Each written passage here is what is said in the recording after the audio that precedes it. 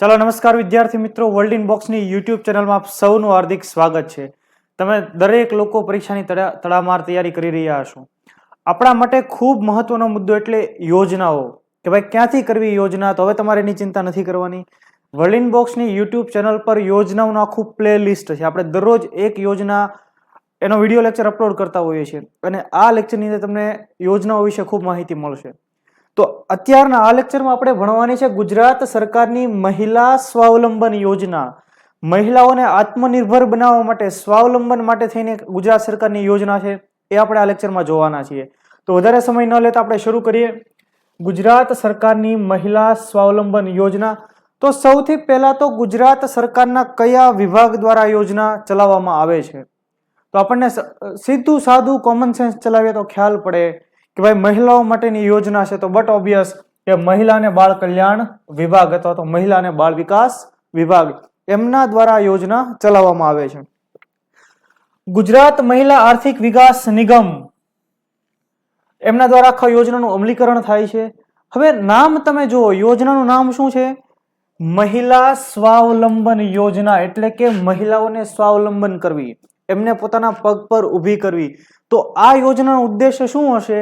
તો કે મહિલાઓને પોતાના ધંધાઓ, રોજગાર શરૂ કરવા માટે સરકાર કંઈક સહાય આપતી હોવી જોઈએ અને આ સહાય થકી મહિલાઓ પોતાનો કંઈક બિઝનેસ શરૂ કરશે અને સ્વાવલંબી બનશે. આવો આ યોજનાનો ઉદ્દેશ્ય છે. તો આપણે જોઈએ કે મહિલાઓને ઉદ્યોગ ધંધા માટે બેંકો દ્વારા લોન આપવામાં આવશે આ યોજના અંતર્ગત, અને આપવામાં આવે પણ છે.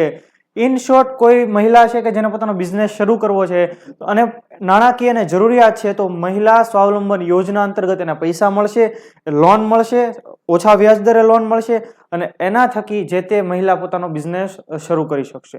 અહીંયા સુધી સમજાય છે દરેકને? હવે આપણે જોઈએ, રૂપિયા 2 લાખ સુધીની લોન આ યોજના અંતર્ગત, મહિલા સ્વાવલંબન યોજના અંતર્ગત મળતી હોય છે. બીજું કે લાભાર્થી દ્વારા જે ધંધા માટે લોન લીધેલ હોય તેના ઉપર સબસિડી પણ આપવામાં આવે છે. લોન સરકાર આપશે, ઉપરાંત સબસિડી પણ આપશે. કેટલા રૂપિયાની સબસિડી આપશે? તો કે 30,000 રૂપિયાની સબસિડી આપવા પાત્ર થાય, અથવા તો 15% સુધીની સબસિડી. અને 15% સબસિડી ન મળે, જે લોનની રકમ લીધેલી છે એના 15% સબસિડી, અને એ ન મળે તો મહત્તમ 30,000 રૂપિયા, બંનેમાંથી જે ઓછું હશે એટલી રકમ સબસિડી રૂપે મળવા પાત્ર થશે. તો મહિલા સ્વાવલંબન યોજના અંતર્ગત લોન પણ મળશે, એના ઉપર સબસિડી પણ મળશે. મહત્તમ કેટલા રૂપિયાની? 30,000 રૂપિયાની. અને બીજું, ટકાવારીની દ્રષ્ટિએ જોવો તો કેટલા ટકા? તો કે 15% જેટલી રકમ. તો આવી આ યોજનાનો કંઈક એના અલગ અલગ જોગવાઈઓ છે. હવે લાભાર્થીની લાયકાત શું હોવી જોઈએ? જે મહિલાને આ યોજના અંતર્ગત પૈસા જોતા છે, જેમને લોન જોતી છે, તો એમની લાયકાત શું હોવી જોઈએ? એમની ઉંમર વર્ષ શું હોવી જોઈએ? એમના પરિવારની આવક શું હોવી જોઈએ? વગેરે. એમાંથી પણ આપણને સવાલ પૂછાય. કેવા સવાલ પૂછાય? વિધાન સ્વરૂપે સવાલ પૂછાય. તો આપણે જોઈએ કે મહિલા લાભાર્થીની ઉંમર 21 થી 50 વર્ષ સુધીની હોવી જોઈએ. તો ખાસ 21 વર્ષથી 50 વર્ષ સુધીની મહિલાઓ આ યોજના માટે લાયક ગણાશે. આ યોજના અંતર્ગત એમને લાભ મળવા પાત્ર થશે. હવે જ્યારે સરકાર નાણાકીય સહાય આપતી હોય ત્યારે કંઈક એની અંદર કુટુંબની આવકનો પણ ઉલ્લેખ હોય કે આટલા રૂપિયાથી વધારે કુટુંબની આવક ન હોવી જોઈએ.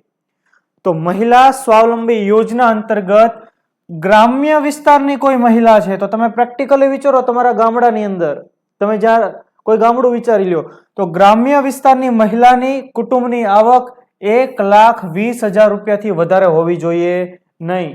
મેક્સિમમ 1,20,000 રૂપિયા સુધીની આવક હોવી જોઈએ, વાર્ષિક આવક. તો આ યોજનાનો લાભ મળે ગ્રામ્ય વિસ્તારની મહિલા માટે. જો શહેરી વિસ્તારની મહિલા હોય તો આવક મર્યાદા બટ ઓબ્વિયસ થોડીક વધારે હશે. તો કે આ યોજના અંતર્ગત શહેરી વિસ્તારની મહિલાઓ માટે કુટુંબની આવક 1.5 લાખ રૂપિયા જેવી હોવી જોઈએ મહત્તમ. 1.5 લાખ અથવા તો તેનાથી ઓછી ચાલે, પણ 1,51,000 રૂપિયા પણ આવક હોય તો આ યોજનાનો લાભ મળે નહીં. તો જો આને કેમ યાદ રખાય? ગ્રામ્ય માટે આવક કેટલી? તો કે 1,20,000 રૂપિયા. શહેરી વિસ્તાર માટે આવક કેટલી? તો કે ભાઈ 1,50,000 રૂપિયા. યાદ રહી છે તમને? તો આ રીતે. અને ઉંમર કેટલી? તો અહીંયા તમારે લખી નાખવાનું 21 થી 50 વર્ષ. આટલું તમે યાદ રાખો એટલે તમારું કામ થઈ ગયું. તો આ લાયકાત હતી. તો તમને આખી યોજના સમજાઈ ગઈ હશે. મુખ્ય મહિલા સ્વાવલંબન યોજના કયા સરકારની? તો કે આપણી ગુજરાત સરકારની યોજના છે મહિલાઓને આત્મનિર્ભર બનાવવા માટેની યોજના. તો જો મહિલાઓની આપણે કોઈ યોજના ભણીએ તો આપણે પરીક્ષામાં પૂછાવાલા એક બીજા કેટલા તથ્યો પણ ભણી લેવા જોઈએ, જેથી કરીને અહીંયા જ આપણને યાદ રહી જાય. તો જો પરીક્ષામાં પૂછાવાલા એક તથ્યો કે ઇન્ટરનેશનલ વુમેન યર 1975 નું વર્ષ યુનાઇટેડ નેશન્સ દ્વારા, સંયુક્ત રાષ્ટ્ર દ્વારા ઇન્ટરનેશનલ વુમેન યર ઘોષિત કરવામાં આવેલું. મહિલાઓ અંગેનું આંતરરાષ્ટ્રીય વર્ષ 1975. તો સાથે આંતરરાષ્ટ્રીય મહિલા દિવસ ક્યારે ઉજવાય છે એ પણ આપણે યાદ રાખી લેવો જોઈએ. તો આપણને બધાને ખ્યાલ છે આંતરરાષ્ટ્રીય મહિલા દિવસ ઇન્ટરનેશનલ વુમન ડે 8 માર્ચના રોજ. ખ્યાલ પડે છે?